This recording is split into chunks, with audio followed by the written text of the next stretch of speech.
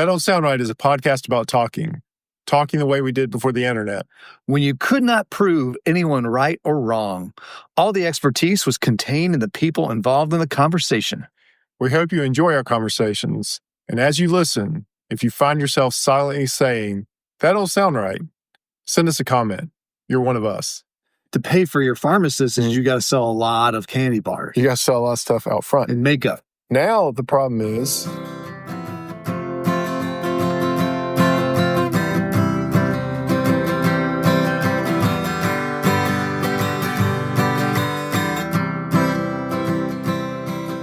Welcome back to another episode of That Don't Sound Right, a podcast about talking. We're your co-host. I'm Peter Billman. I'm Cecil Davis. Third time's the charm, and Peter. We're trying to have a conversation without Googling or fact-checking, although we had to Google, how do we keep GarageBand from cutting off our recording after 8 seconds? So GarageBand evidently has an 8-bar standard sample. Which, I don't know why it's just 8 bars. I don't either. That's 8 seconds. Who would want to record something just for 8 bars?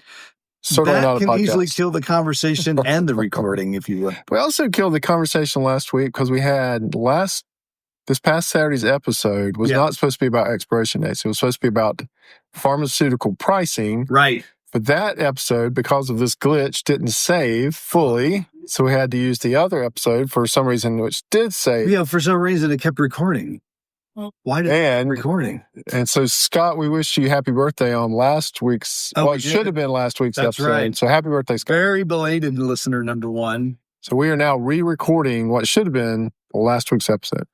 And it's basically the question I had, and we were talking about pharmaceutical prices. Yes. And how there's a lot of things that don't sound right. I think the first thing that don't sound right about pharmaceutical prices is why during the pandemic, when some medicines were hard to find or seemed to be very expensive, people were ordering from Canada, getting cheaper prices. Why are they so much more expensive here? Are they price controlled up there? What's going on?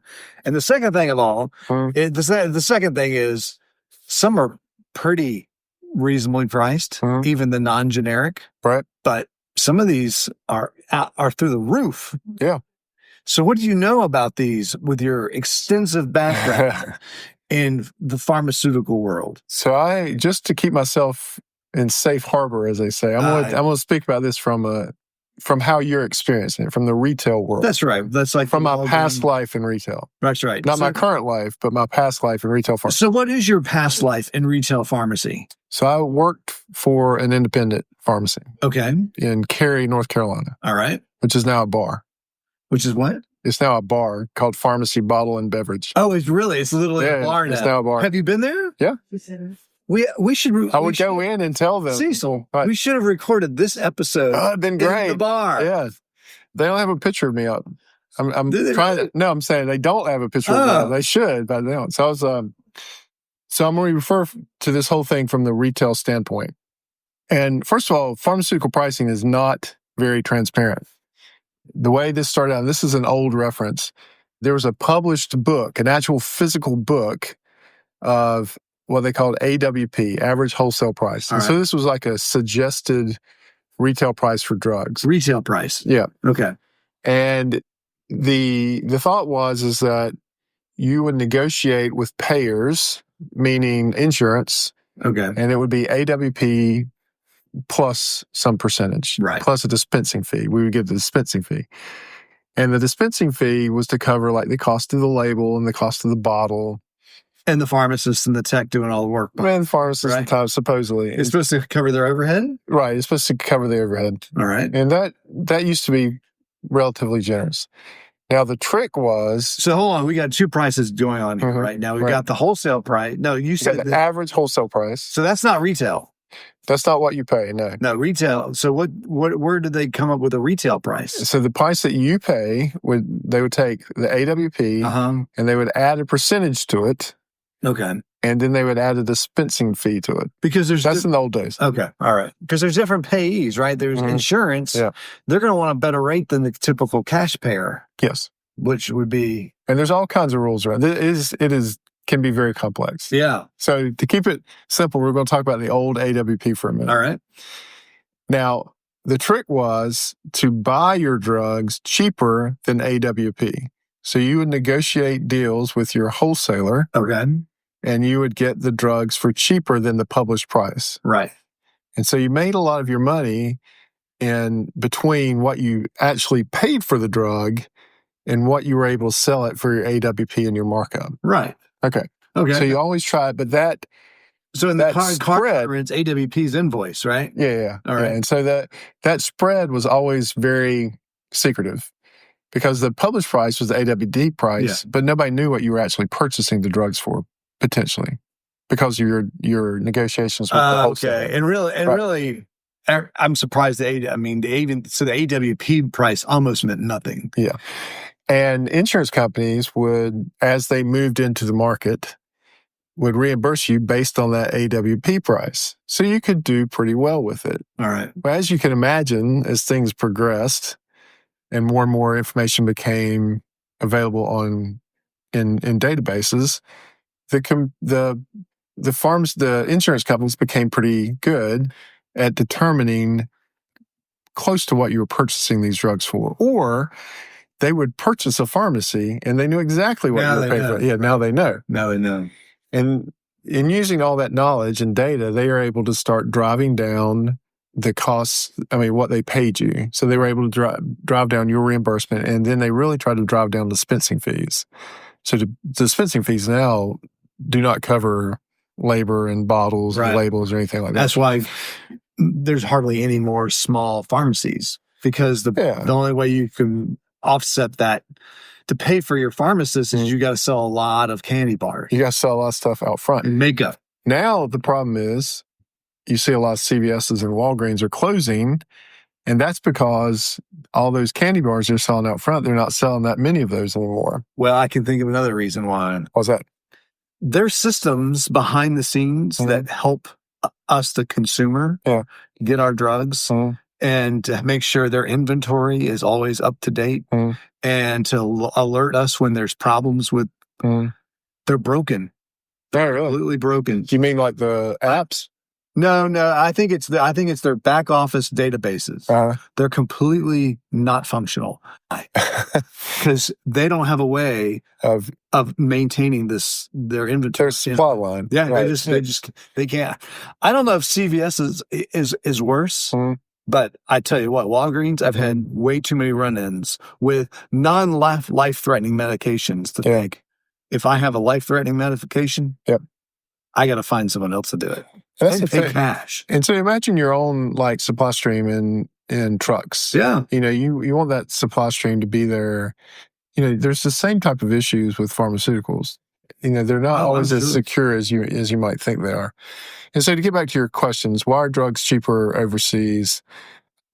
Probably most of that has to do with insurance and pharmacy benefit managers. I just watched an article this week, a video about how powerful pharmacy benefit managers. Pharmacy benefit. And those are the ones. Are these individuals or are they like companies? They are companies. Okay. And they were originally started by pharmacists. So PBMs have changed over time. So they're there to manage the pharmacy benefit, but they've really set themselves up as a middleman now.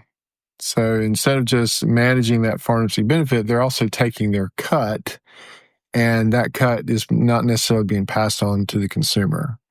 In their original iteration, they were there to negotiate prices to save you money and to save companies that negotiated with them money. However, now they have become this entity that takes their cut. And so instead of reducing prices for everybody, it's had the opposite effect of inflating prices, at least for the consumer. Are they like an agent for the insurance companies now? Right. They would handle the pharmacy benefit for a big insurance company. But right now, though, they're more like the agent, where they are actually getting the medicines themselves. Well, they're negotiating the contracts with the pharmacies. So they would come to you and tell you. Let's say I'm Walgreens. Yeah, they would come to you. And you're the pharmacy benefit manager. Yeah. What would you tell me? So the pharmacy benefit manager would be the one that told you what you were going to be reimbursed for. Okay, so I would say you're buying a thyroid drug, right? And the pharmacy benefit manager say, we will pay you every time you dispense this $5. $5 on top of no. They'll just say, and we're just making up the numbers. Okay, all right. We'll pay you $5. And out of that $5, you've got to cover your overhead, the drug, the bottle, the label, everything. Okay, all right. And you, in the simplest form, you'll say, okay, I'm good with that. And you would sign the contract. Or you would say, no, I'm not good with that. You don't sign the contract. But if you don't, then you're locked out of their whole population that they're serving. So if they represent 5 million lives in your area and you don't sign their contract, then you can't dispense those 5 million people can't use go you. by. Yeah. Right. So that's probably what's going on with me. And like in my particular insurance, I can only go to Walgreens, CVS, or one of mail order, one of the online. That's all I can do. I can't go see an independent guy or gal to do my medicines. Right. So they want to. So they're telling you, here's what we'll give you for dispensing that, and you either sign the contract and have access to the market, or you don't, and you get locked down that market. So we have been arguing in pharmacy. We've been arguing about this for decades about how some of this is unfair and it's not very transparent. Yeah. Pharmacy, the profession itself, is to blame for kind of getting ourselves into this. Or, we're partially to blame on the retail side. On the retail side. On the retail side. On the retail side. And you're seeing the effect of it. You're seeing, these pharmacies have a lot of trouble now. CVS and Walgreens are having trouble even making money off of their prescription business. Yeah. And you would think they would be able to. I mean, they're almost there's not too many people left in town to do this kind of stuff.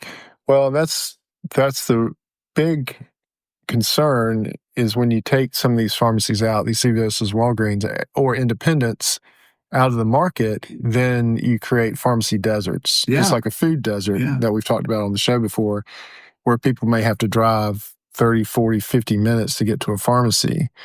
And, growing up, the pharmacists were called the poor man physician. And you may not have been able to afford to go to the physician, but you always could go to your local pharmacist, and there were certain things the pharmacist could do for you to mitigate things that you were going through. Right. Or actually fix it. Or actually fix it. Because you can, as a pharmacist, you could prescribe me antibiotics, right? Are you that? You can do that now typically not. Oh, really? No, we're not prescribers. There are pharmacists that are prescribers, but it's under certain situations. All right. So you really, a pharmacist could really only help somebody with over-the-counter stuff. For the most part. Okay. But again, if you were just looking for symptomatic relief and weren't able to go see a physician, you'd go see your local pharmacist, and they were able to do certain things for you. Well, I think that's one of the things we were also discussing on the when we recorded last time was that there are many drugs that do not require prescription in other countries. Yeah, that's just difference in laws between what America will allow and what other countries will allow. And we talked about this in another episode about the pharmacist going extinct. Yeah. Right? We talked about that. Absolutely. And part of the question is, should people be given more of the leeway to figure out what's best for them?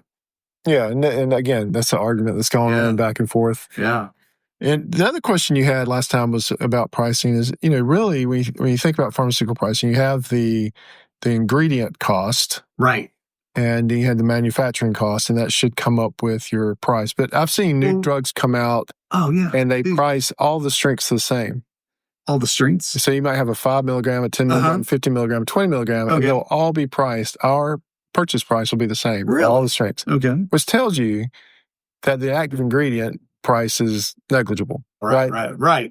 Is what it tells me. They figured out a really easy way to make these. Yeah, and so all that is negligible.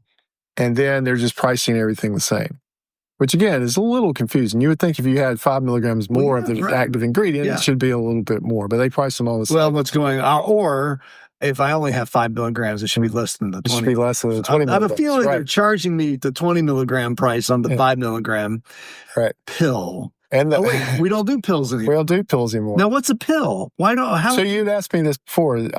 Pills, just to do an aside, we really don't use in pharmacy anymore. Pills were more of a hand-rolled pharmaceutical or machine-rolled pharmaceutical. But the last pills that I remember being on the market were Doan's pills, which were for backaches, or Carter's Little pills, which I think were for bladder infections. So pills, by definition, are a spherical Like your sweater, when it pills up, it has those little balls of lint. Yeah, those are very. That's a pill. Yeah. But those are very, they vary inside. Yeah. So a tablet isn't a pill. A tablet is pressed.